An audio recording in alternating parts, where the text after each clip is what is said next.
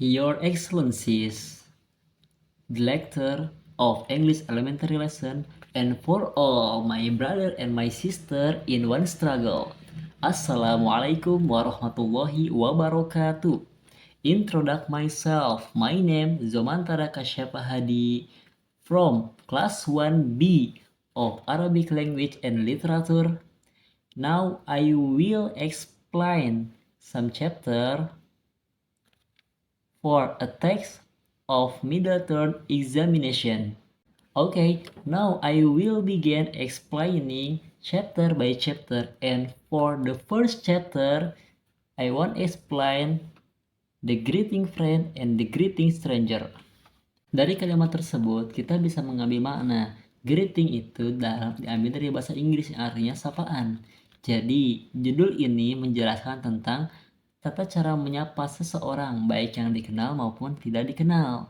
Nah, sedangkan sapaan di sini bukan cuma sekedar sapaan ungkapan dari kata, akan tetapi sapaan di sini terbagi menjadi dua.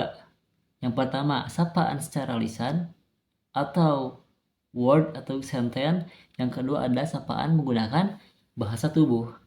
Dari sapaan menggunakan lisan itu ada 3 macam. Yang pertama, sapaan saat pertama kali kita bertemu. Contohnya gimana? Ketika kita berjalan, kita melihat ada teman lewat. Hi friend, what's up brody? Nah, itu termasuk sapaan ketika untuk pertama kali bertemu. Dan yang kedua adalah sapaan ungkapan perhatian terhadap keadaan seseorang. Misalnya, how are you? Bagaimana kabarmu? Atau how do you do? Nah, seperti juga bisa jadi sapaan.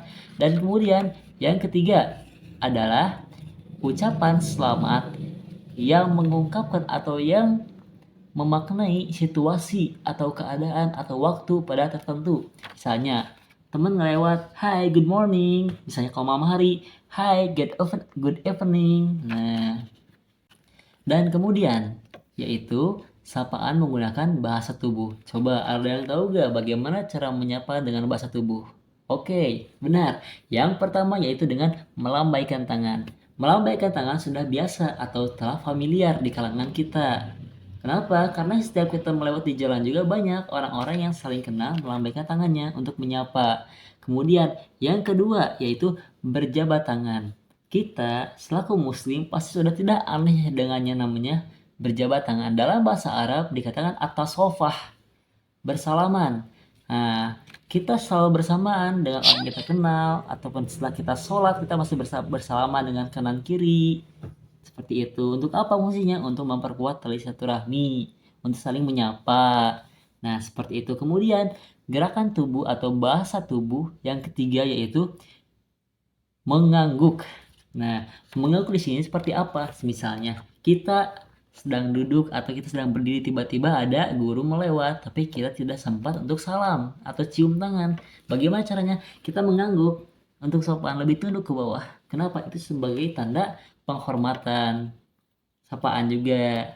Kemudian, bahasa tubuh yang keempat yaitu mencium tangan. Siapa yang masih aneh dengan mencium tangan? Kita selaku murid yang memiliki guru atau memiliki orang tua atau memiliki seseorang yang lebih tinggi ilmu daripada kita, nah kita harus cintai mereka. Terkadang bisa dengan cium tangan sebagai tanda penghormatan, seperti itu. Oke, dan poin selanjutnya yaitu basic greeting of friend. Nah, bagaimana cara menyapanya? Cara menyapa teman dan cara menyapa orang yang baru kita kenal itu berbeda caranya. Yang pertama, dari cara kita menyapa kepada teman harus bersikap santai, ramah, dan akrab. Karena orang kita kenal termasuk informal atau kita telah mengenal di sebelum-sebelumnya. Jadi kita selaku teman gak boleh kaku. Harus bersifat tidak kaku atau leluasa, bebas. Kenapa? Karena tidak ada batasan antara teman. Kita bisa menyapa what's up bro, tapi kita tidak bisa menyapa seperti itu kepada orang yang baru kita kenal karena berbeda. Nah, sedangkan bagaimana cara kita menyapa orang yang baru kita kenal? Cara menyapanya adalah dengan bahasa yang sopan, resmi, dan berjarak. Jadi kita tidak boleh asal menyapa dengan bahasa-bahasa teman, karena kita baru pertama kali kenal, harus memberikan rasa sensasi yang hangat, yang lebih merangkul kepada orang yang baru kita kenal. Nah, seperti itu. Poin selanjutnya yaitu tujuan greeting stranger and greeting friend. Apa tujuannya kita untuk menyapa teman dengan menyapa orang yang baru kita kenal? Nah, tujuannya yaitu dalam basic greeting friend adalah untuk menunjukkan rasa hormat kita kepada teman dan rasa kepedulian kita kepada teman dan keakraban dengan teman-teman. Nah, itu tujuan pada teman. Dan apa tujuannya kepada orang yang baru kita kenal? Sedangkan tujuan dari basic of greeting stranger adalah untuk menunjukkan rasa hormat dan rasa kesopanan kita kepada orang yang baru kita kenal dan profesionalisme dengan orang-orang yang tidak dikenal atau baru dikenal. Poin selanjutnya itu fungsi greeting friend dan fungsi greeting stranger. Fungsi greeting friend itu memiliki 3 fungsi. Fungsi yang pertama itu memulai percakapan. Kenapa memulai percakapan? Nah, sekarang kita setelah lama tidak bertemu dengan teman, pasti ingin yang namanya mulai berbicara. Tapi bagaimana caranya? Yang pasti yang pertama dengan sapaan. Misalnya, "Hi, what's up bro? How are you?" Sapaan. Akhirnya kita bakal bisa bicara panjang lebar ke depannya. Dan yang kedua, mengungkapkan perasaan. Biasanya itu dari orang yang paling dekat dengan kita atau bisa kita sebut dengan sahabat atau bestie. Ketika setelah sekian lama gak bertemu, misalnya telah tamat dari kawasan SMA dan mulai kuliah, si A kuliah di Bandung, si B kuliah di Jakarta. Ketika pertama kali bertemu bestie itu, pasti ingin yang namanya ngobrol dan bertukar cerita dan saling mengungkapkan rasanya. Karena apa? Karena mereka memiliki kisah-kisah yang mendalam ketika dulu. Jadi sangat penting hal menyapa di sini. Kemudian fungsi yang ketiga yaitu mempertahankan hubungan antara teman. Nah, kemudian fungsi dari basic of greeting stranger adalah untuk memperkenalkan diri. Nah, beda kan dengan teman bagaimana fungsinya?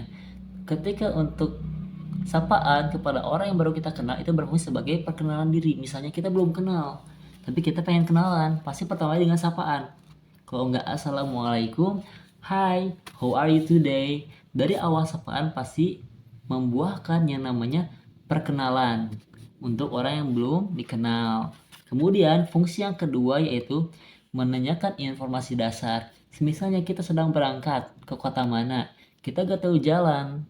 Nah, bagaimana cara kita menyapa atau untuk menanyakan informasi pokok penting, misalnya kita mau berangkat kemana, pasti kita pertama menyapa dulu orang sekitar. Untuk apa?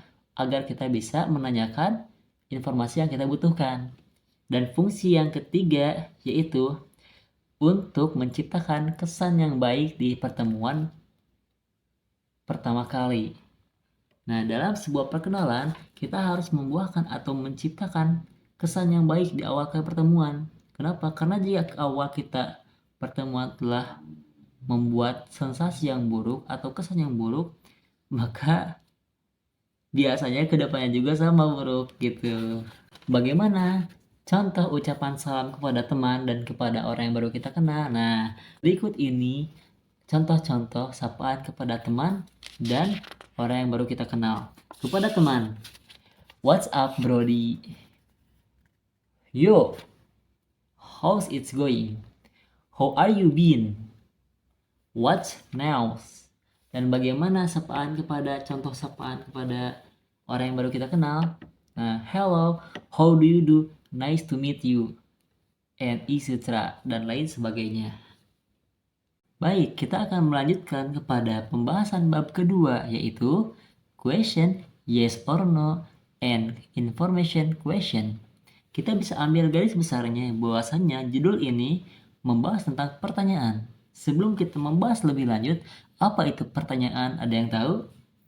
Pertanyaan adalah suatu alat komunikasi yang sangat penting sekali dan sangat dibutuhkan oleh komunikasi kita sehari-hari. Nah, dalam komunikasi ini, dalam pertanyaan itu dibagi menjadi 2 bagian. Yang pertama, pertanyaan yang membutuhkan jawaban yes or no. Dan yang kedua adalah pertanyaan yang membutuhkan penjelasan lebih rinci, penjelasan lebih lanjut, yang kita sebut dengan information question. Nah, dari dua jenis pertanyaan ini, mereka mempunyai struktur yang berbeda-beda, fungsi yang berbeda, tujuan yang berbeda, dan memiliki dampak pada jawaban yang berbeda-beda. Oleh karena itu, saya di sini akan menjelaskan lebih lanjut mengenai apa itu question yes or no dan information question. Poin pertama yang akan kita jelaskan yaitu perbedaan dalam struktur pertanyaan. Sudah sangat mencolok dan sangat jelas bahwasanya itu pada dua pertanyaan tersebut memiliki struktur yang sangat berbeda. Dalam question yes or no, mereka terbentuk dari struktur yang menggunakan verb kata kerja atau kata kerja bantu auxiliary verb dan diikuti oleh objek dan subjek yang relevan. Maka seperti contoh ini, rumusnya auxiliary verb seperti be, do, have diikuti dengan subjek dan main verb, dan hasil pertanyaannya yaitu do you want go to the party? Do you want to go to the party? Apakah kamu mau pergi untuk ke pesta? Bagaimana cara menjawabnya? Yes, I do. Seperti itu. Contoh kedua, menggunakan modal verb atau shall, will, can, and etc. ditambah subject and main verb. Contoh pertanyaannya gimana? Would you help me to study Japanese? Bagaimana cara menjawabnya? Yes, I will atau no, I will not. Di lain sisi, mengenai information question atau pertanyaan yang mengandung informasi, biasanya atau cenderung diawali dengan yang namanya dengan interrogative word. Seperti apa? Kita pernah mendengar yang namanya what, who, where, how, when, atau apa, di mana, kapan, bagaimana. Pertanyaan-pertanyaan tersebut mengandung sinyal yang mana membutuhkan jawaban yang lebih rinci, lebih padat, dan lebih jelas. Nah, bagaimana contoh rumus dari struktur pertanyaan tersebut dan bagaimana contohnya? Contohnya dari rumus question word ditambah verb ditambah objek. Masih ingat kan question word seperti yang tadi telah saya jelaskan? Apa, di mana, kapan, bagaimana, dan lain sebagainya. Mereka semua membutuhkan jawaban yang pasti, jawaban yang jelas, lebih rinci. Bagaimana contoh pertanyaannya? Who open the door? Siapa yang membuka pintu? Jawabannya gimana? Jawabannya harus lebih jelas, bukan yes or no, tapi Mr. Fuad opened the door. Mr. Fuad telah membuka pintu. Kan jawabannya lebih rinci, menjelaskan siapa yang buka pintu. Kemudian tujuan komunikasinya yang berbeda. Kedua jenis pertanyaan ini memiliki tujuan komunikasi yang berbeda. Pertanyaan yes or no biasanya digunakan untuk mendapatkan respon yang cepat dan sederhana terkait suatu pertanyaan dalam situasi tertentu. Sementara pertanyaan informasi atau information question digunakan untuk menggali informasi lebih dalam, lebih rinci, agar memuaskan dalam sudut pandang seseorang juga. Pertanyaan ini memungkinkan lawan bicara untuk memberikan penjelasan yang lebih rinci tentang suatu perkara yang kita butuhkan. Maka kesimpulannya dari penjelasan bab 2 ini tentang question yes or no dan information question adalah kita harus pandai-pandai memilih pertanyaan yang akan kita lontarkan. Apabila kita menginginkan pertanyaan cepat dijawab, kita menggunakan pertanyaan question yes or no. Dan jika kita membutuhkan jawaban yang lebih jelas, padat, dan memuaskan, gunakanlah question word yang mana condong kepada information question. Pembahasan selanjutnya, pada bab ketiga yang berjudul question word. Apa yang dimaksud dengan question word? Question word diambil dari bahasa Inggris yang artinya kata-kata pertanyaan, yang memiliki arti kata-kata yang digunakan untuk pertanyaan yang terkait dengan waktu, tempat, nama, orang, benda, dan lain sebagainya, atau meminta suatu penjelasan yang lebih rinci. Contoh-contoh question word seperti apa aja? What, apa, where, di mana, who, siapa, Why, kenapa? Which, yang mana? Whose, milik siapa? Dan lain sebagainya. Oke, poin berikutnya yang akan kita jelaskan adalah cara membentuk WH question atau rumus WH question. Cara pembuatan rumus WH question itu terdiri dari 4 macam pembuatan. Yang pertama, WH question dengan auxiliary verb. Yang kedua, yaitu WH question dengan modal verb. Rumusan yang ketiga yaitu kalimat tanya tanpa auxiliary atau modal verb. Yang keempat adalah negatif WH question. Apa yang dimaksud dengan WH question dengan auxiliary verb? Contohnya, WH question plus auxiliary verb atau to be, do, or have ditambah subject dan main verb. Contohnya, when are you leaving? Atau where do you live? Seperti itu. Kemudian, dari rumusan yang kedua, WH question dengan modal verb. Contohnya, WH question ditambah modal verb, subject, and main verb. Seperti, who would he stay with? Kemudian, dari rumusan yang ketiga, kalimat tanya tanpa auxiliary atau modal verb. Yaitu rumusnya WH ditambah main verb dan tambah tanda tanya. Contohnya, who won the game? Dan yang terakhir, dari rumusan negatif WH question. Contohnya, who wants an ice cream? Atau which door opened?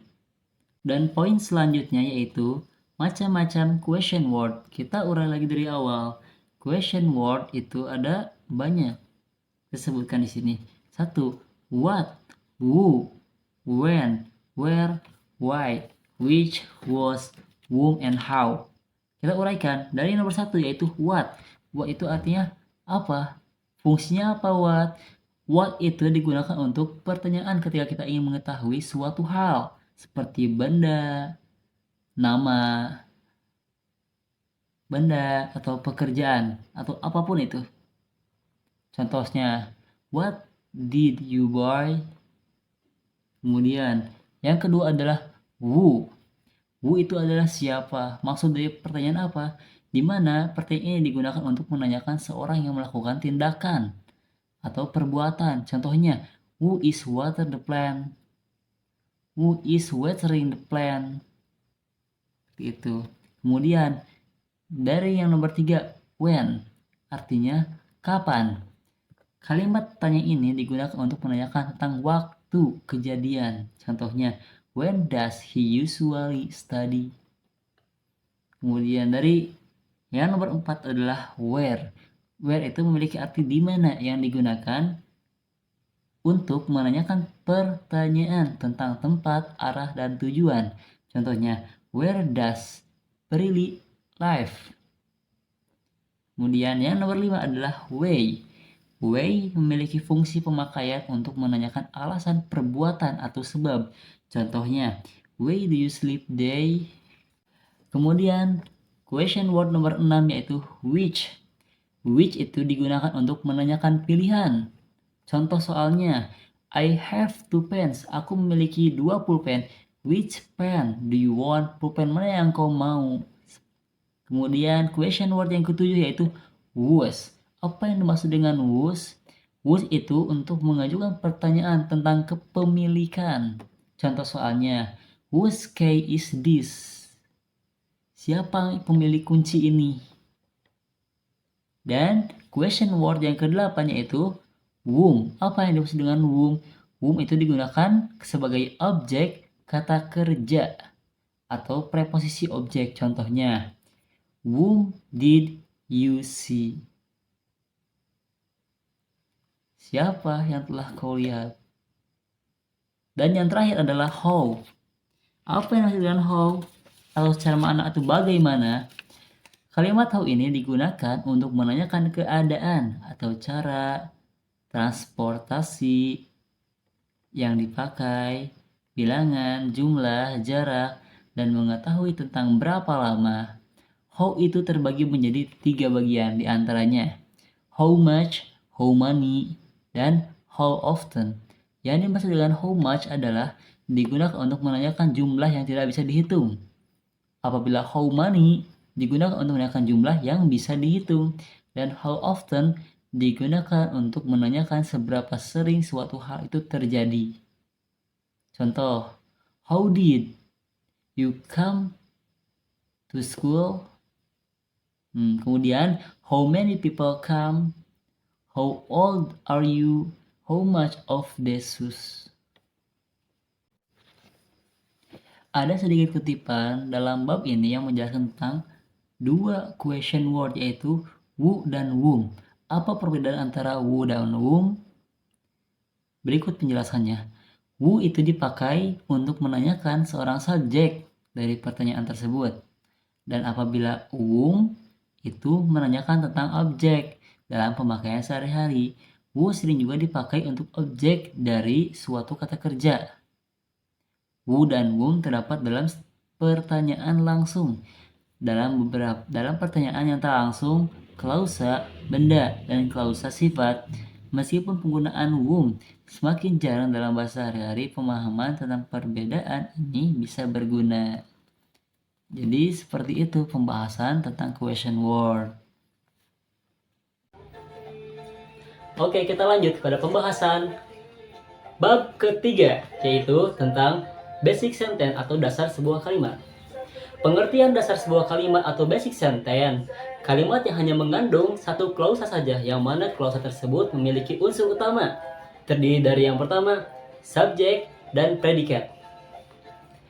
Perlu kita ketahui juga bahwasannya basic sentence itu tidak hanya berupa dengan kalimat yang dibangun 2 atau sama 3 kata. Akan tapi kita bisa menambahkannya, seperti dalam contoh basic sentence dengan formula subject, verb, and object. Example-nya bagaimana? Lucky cooked dinner. Kemudian yang kedua, subject plus verb. Example-nya Lucky cooked. Poin selanjutnya adalah modifier. Modifier adalah kata-kata yang dapat ditambahkan pada basic sentence yang bertujuan untuk menambahkan detail dan kalimat yang dibuatnya. Ada beberapa modifier yang bisa kita gunakan, yaitu 1. Adjektif, dan yang kedua adverb. Poin selanjutnya yaitu pengertian noun. Apa yang kita tahu tentang noun? Noun dalam sebuah buku grammar dikatakan bahwasanya noun is the name of anything, nama dari segala sesuatu. Banyak. Secara bahasa, suatu kata yang digunakan untuk memakai atau untuk menamai orang, benda, hewan, tempat, dan konsep abstrak lainnya. Kata benda, bahasa Inggris atau noun merupakan satu dari 8 part of speech yang ada dalam grammatical bahasa Inggris. Setelah mengetahui pengertian noun, kita akan lanjut kepada jenis-jenis noun. Dalam bahasa Inggris kita sebut sebagai types of noun. Types of noun itu dibagi menjadi 2. Yang pertama, common noun atau proper noun. Dan yang kedua, countable dan uncountable noun. Mari kita jelaskan bersama-sama. Dari yang pertama, common noun dan proper noun. Common noun adalah nama atau item yang masih bersifat umum dari suatu kelompok atau kategori, karena sifatnya tersebut type of noun. Yang satu ini tidak dapat ditulis menggunakan huruf kapital kecuali jika dituangkan pada awal kalimat atau dicantumkan dalam sebuah judul. Contohnya, city yang berarti kota. Cara penulisannya bagaimana? Pasti dalam huruf C tersebut menggunakan kapital. Kemudian proper noun. Proper noun adalah nama spesifik dari orang, benda, tempat, etc. dan lain sebagainya. Saat menggunakan proper noun, biasanya kita harus menggunakan huruf kapital pada kata benda yang ditulis. Contoh proper noun, Tina, Switzerland, August. Misalnya Bandung. Dalam huruf-hurufnya menggunakan kapital di awal kalimat seperti Bandung. Pada huruf B-nya aja menggunakan kapital. Penjelasan berikutnya yaitu countable dan uncountable noun. Countable noun. Countable noun adalah noun atau kata benda yang bisa dihitung dan dikuantitaskan meskipun kemungkinan jumlahnya sangat banyak. Ciri dari countable noun adalah 1. Dapat didahului oleh hitungan angka 1, 2, 3, 4, dan seterusnya. Bisa diawali dengan E atau A. untuk noun berlawanan huruf konsonan. Atau an, berlaku bila nounnya berawal huruf vokal. Bentuk yang ketiga adalah bentuk plural atau jamak. Noun akhirannya menggunakan s dan es. Dan yang keempat, tak jarang diawali juga dengan the, some, any, a few, and many. Contoh, dari seorang atau person. Azka, A-nya menggunakan huruf besar. Cousin, lawyer, and teacher. Bandung, bedroom, class, and country. Itu semua diawali dengan huruf kapital. Thing, benda. Pen, pensil, laptop, and fun. Itu semua juga diawali dengan huruf yang besar. Selanjutnya yaitu uncountable noun adalah nomina yang bersifat tidak memungkinkan untuk dihitung. Jadi meskipun jumlahnya banyak, noun jenis ini akan selalu dianggap singular alias enggak memiliki bentuk plural layaknya countable noun. Nominal ini biasanya diawali dengan some, any, a little, and much. Poin selanjutnya yaitu pengertian pronoun. Pasti kita semua pernah mendengar yang namanya pronoun. Pronoun adalah kata yang digunakan sebagai kata ganti dari kata benda atau frasa. Kata benda. Dari kamus Cambridge juga menuliskan bahwa pronoun bisa digunakan untuk merujuk pada kata benda yang mana telah disebutkan pada sebelumnya. Jadi, pronoun ini berfungsi untuk kita agar tidak mengulang kata-kata yang sama dalam sebuah kalimat. Setelah kita mengetahui apa yang dimaksud dengan yang namanya pronoun, kita akan menjelaskan bareng-bareng tentang fungsi dari pronoun. Fungsi pronoun itu memiliki 5 fungsi. Yang pertama, subject pronoun. Yang kedua, object pronoun. Yang ketiga, possessive adjective. Yang keempat, possessive pronoun. Dan yang kelima, reflexive pronoun. Dari yang pertama, subject pronoun, itu fungsinya untuk apa? Fungsinya untuk menggantikan orang atau benda pada posisi subjek. Dan yang kedua adalah object pronoun. Object pronoun ini memiliki fungsi untuk menggantikan orang atau benda pada posisi objek. Yang kemudian pada contoh yang ketiga atau fungsi yang ketiga, possessive adjective. Possessive adjective ini berfungsi agar tidak digunakan untuk menggantikan kata benda, melainkan untuk memodifikasi atau memberi penjelasan sederhana tentang sifat kepemilikan suatu benda. Yang keempat, possessive pronoun. Possessive pronoun ini digunakan sebagai kata ganti kepemilikan. Dalam penggunaannya, possessive pronoun tidak dapat diikuti oleh kata benda atau noun. Yang kelima, yang terakhir adalah fungsi dari pronoun, yaitu reflexive pronoun. Reflexive pronoun berfungsi menjelaskan sesuatu yang dilakukan kepada diri sendiri. Poin selanjutnya yaitu adjective. Ada yang tahu apa itu adjective? Mari kita simpulkan bareng-bareng dan bahas bersama-sama. Sama-sama aja.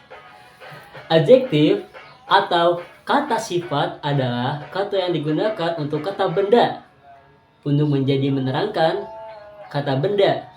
Adjektif biasanya ditempatkan setelah kata benda, contohnya diligent, rajin, beautiful, cantik. Example atau contoh kalimatnya yaitu my sister has curly hair. My little sister doesn't like seblak because it's picky. The sky is very pretty. Atau dengan contoh yang lebih gampangnya, my sister is very beautiful. Saudara perempuanku sangat cantik atau sangat mempesona. Nah, mempesona di sini adalah adjektif yang memberikan sifat kepada noun.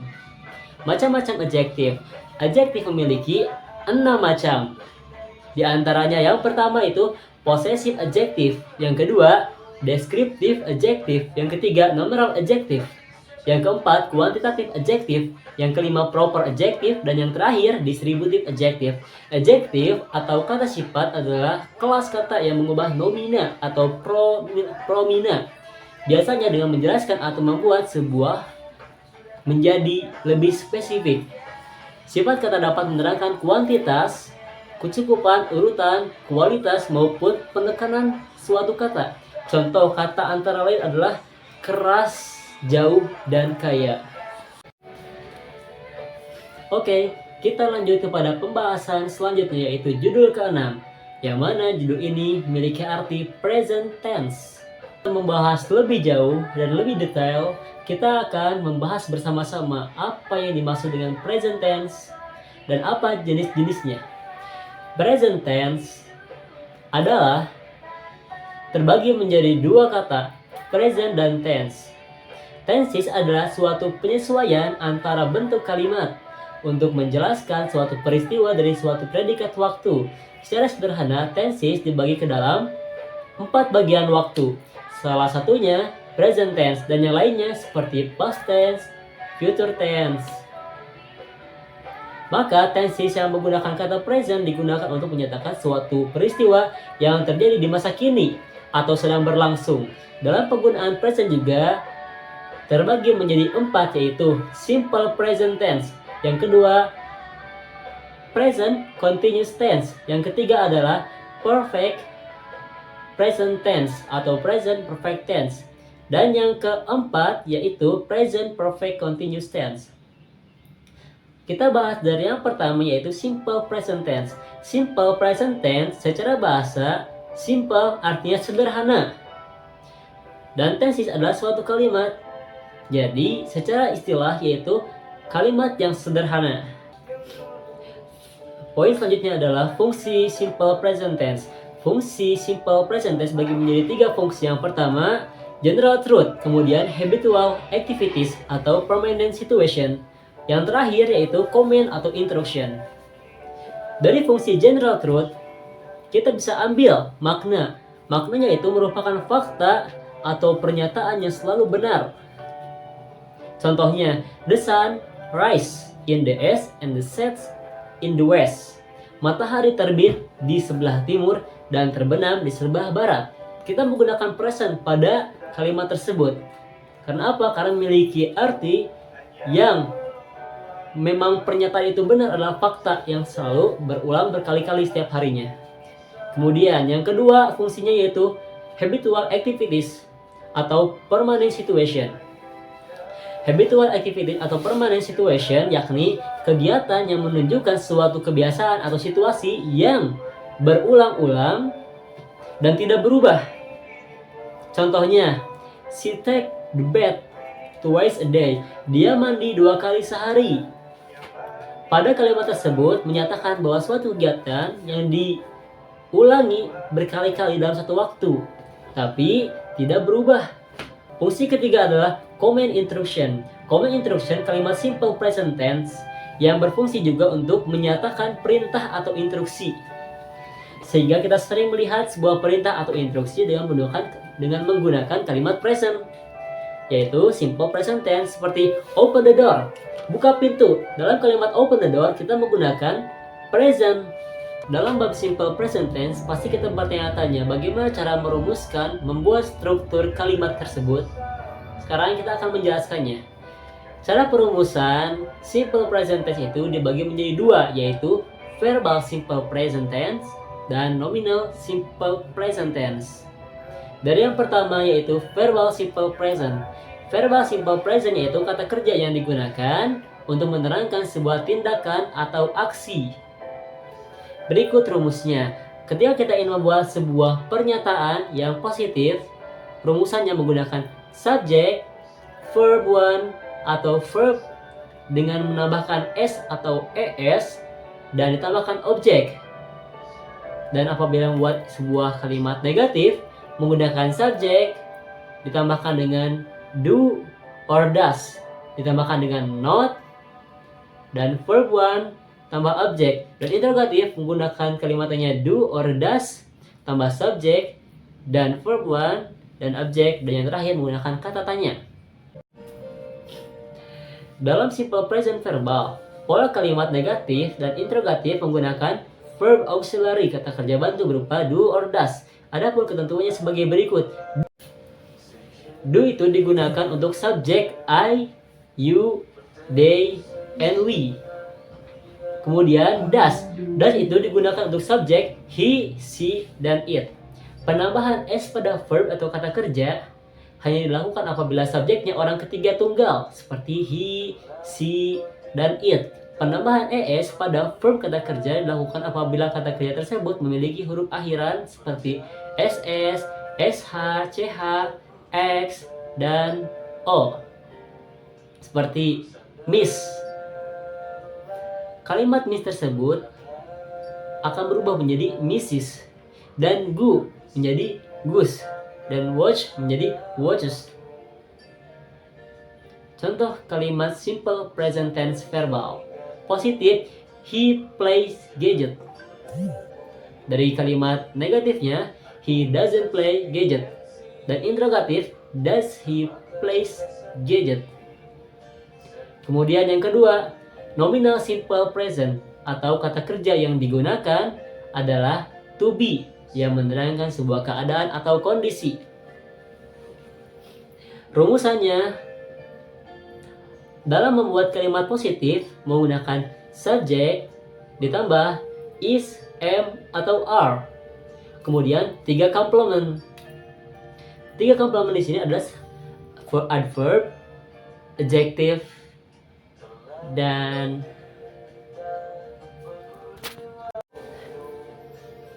dalam perumusannya, pembuatan kalimat positif menggunakan subjek, is, am, are ditambah 3 complement. 3 complement tersebut mencakup adverb, adjective, dan noun. Kemudian pembuatan kalimat negatif dalam nominal simple present yaitu dengan rumusan subjek, is, am, are tambah not ditambah 3 complement. Dan interrogatif menggunakan struktur is, am, are ditambah subjek dan 3 complement, dan yang terakhir yang harus kita ingat menggunakan tanda tanya.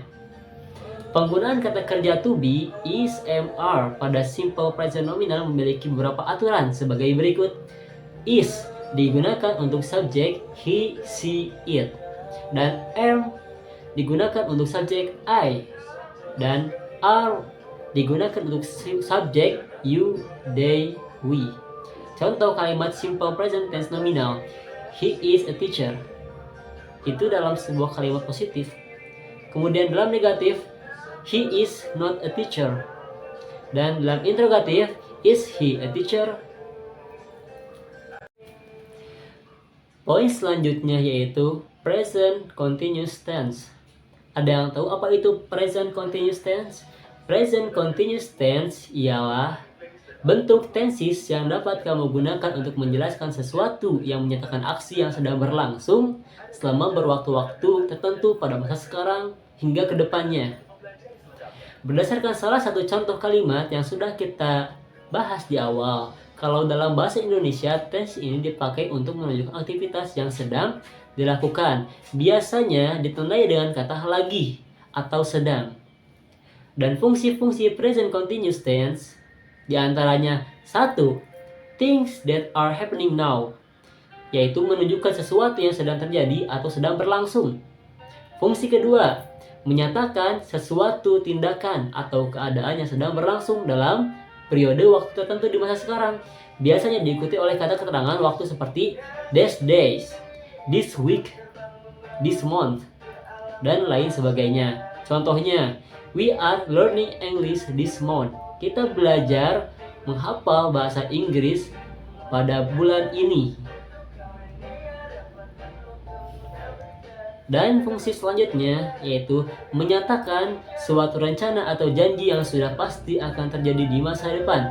Biasanya diikuti oleh kata keterangan seperti waktu, tomorrow, next week, next month, dan lain sebagainya. Contohnya, they are getting married next month. Mereka akan menikah bulan depan. Bagaimana cara perumusan dari kalimat present continuous tense? 1. Positif menggunakan subjek ditambah be, yaitu am, are, is, ditambah verb 1, ing, and complement.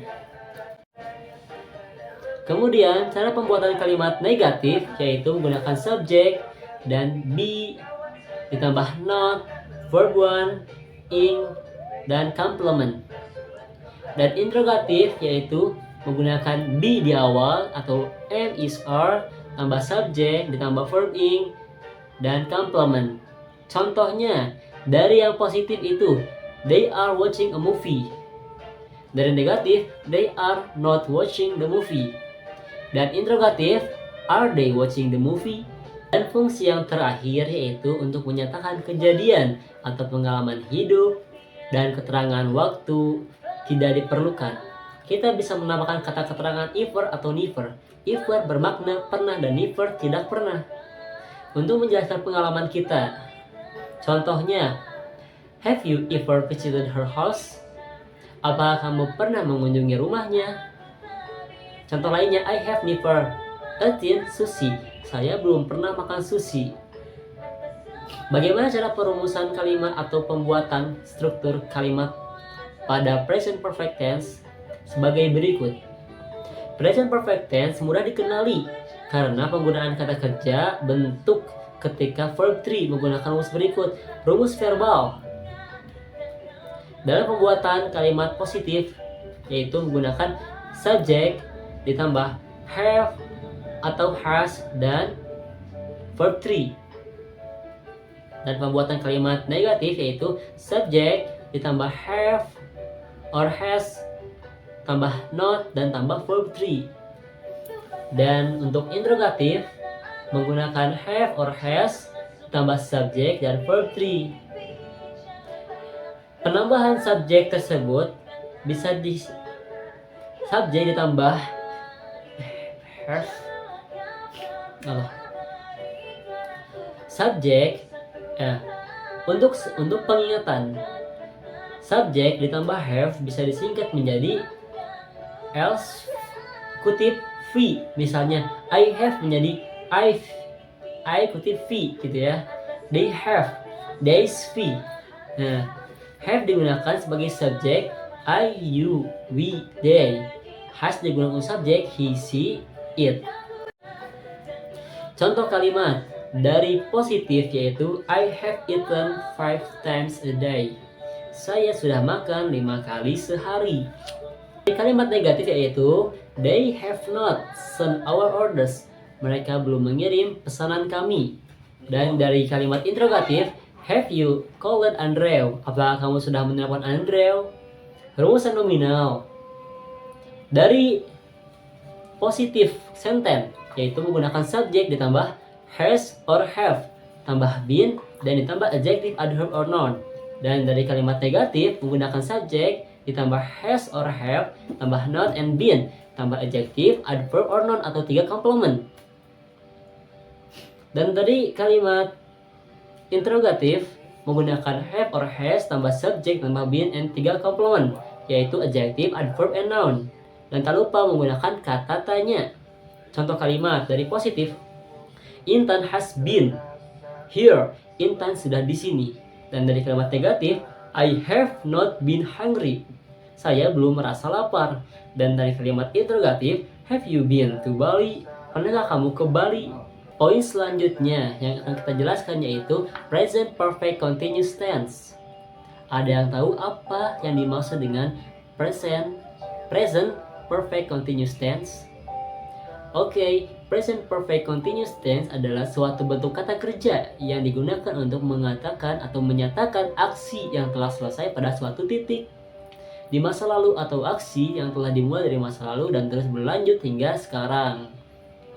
Apa fungsi dari present perfect continuous tense? Fungsinya yaitu untuk menyatakan tindakan yang terjadi dari dulu sampai sekarang. Fungsi yang pertama adalah untuk menunjukkan sebuah kejadian yang terjadi dari masa lalu dan berlanjut sampai masa kini, sehingga menyajikan durasi berkelanjutan atau continue, waktu yang sempurna. Contohnya, Rani has been reading the journal for the last hour. Rani telah membaca jurnal selama 1 jam terakhir. Kemudian cara perumusannya, bagaimana cara kita membuat struktur rumusan kalimat dari present perfect continuous tense? Yaitu pada present perfect continuous tense, kata bantu have digunakan untuk subjek jamak, sedangkan has untuk subjek he, she, it atau subjek tunggal. Contoh, I have been learning English for 3 months. Ya, dan she has been sitting there for an hour. Nah, kalimat verbal, kalimat positifnya yaitu menggunakan subjek has or have added been, added verb ing, and added adjective, noun, and adverb atau three complement. Kalimat negatif yaitu pembuatannya menggunakan subject ditambah has or have, tambah been and verb ing, and three complement. Dan interrogatif menggunakan has, have, subject, been, verb ing, and three complement. Dan cara pembuatan kalimat nominal dalam present perfect continuous tense yaitu satu, menggunakan positif yaitu subject, has and have, been, and three complement. Dalam penggunaan atau pembuatan kalimat negatif yaitu menggunakan subject tambah has, have, tambah not, been, and three complement. Dari interrogatif yaitu menggunakan has and have, subject, been, and three complement. Contoh, dari positif, she has been a singer since 2014. Dia telah menjadi seorang penyanyi sejak tahun 2014. Dan dari negatif, I haven't been here since yesterday. Aku belum pernah kesini sejak kemarin. Dan yang terakhir dari kalimat interrogatif, has he been very busy this month? Apakah dia sedang sibuk pada bulan ini? Seperti itulah penjelasan dari present tense. Semoga bermanfaat. Oke, pembahasan selanjutnya yaitu bab terakhir tentang preposition dan conjunction. Apa yang dimaksud dengan preposition? Preposition adalah kata penghubung yang diletakkan sebelum kata benda untuk menunjukkan arah, posisi, waktu, tempat, dan lain-lain.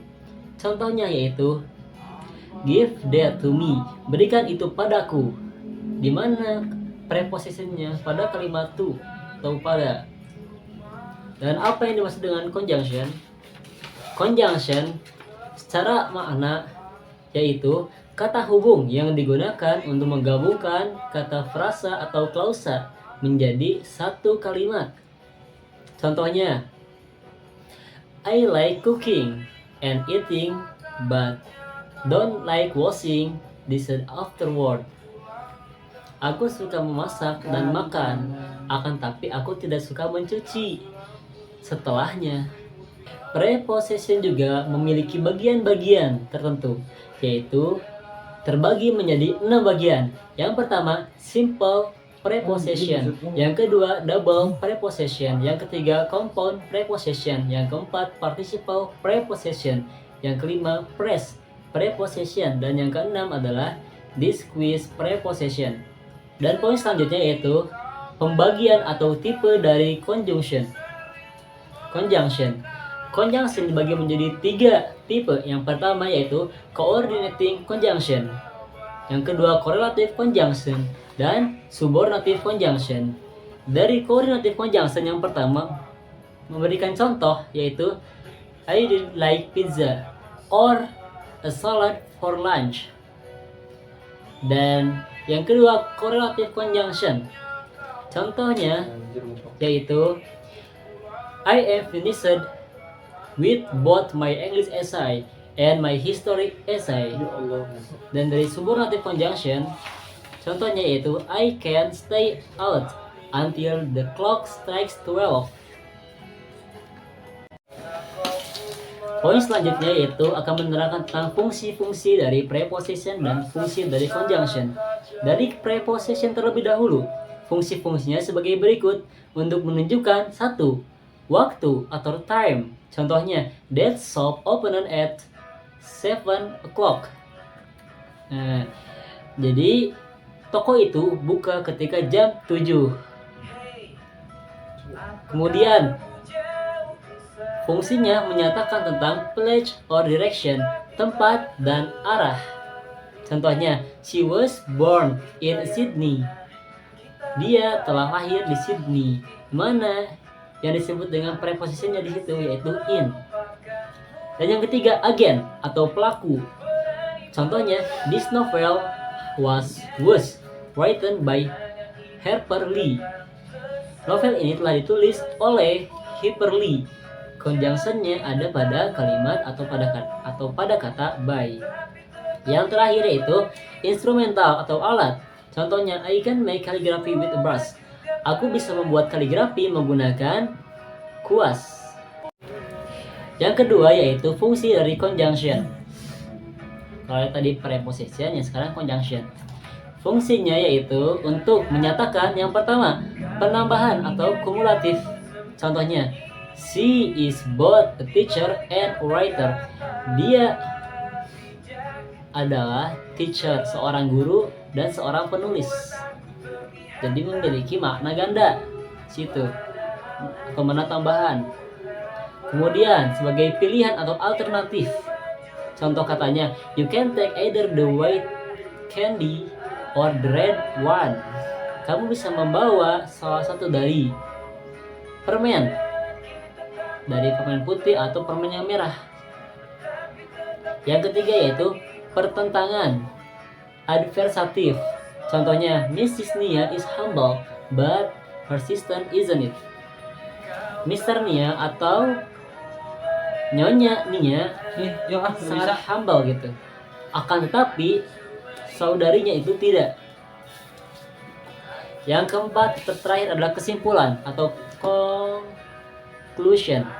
Contohnya, I am ready, so let's go now. Aku sudah siap, maka mari kita berangkat sekarang.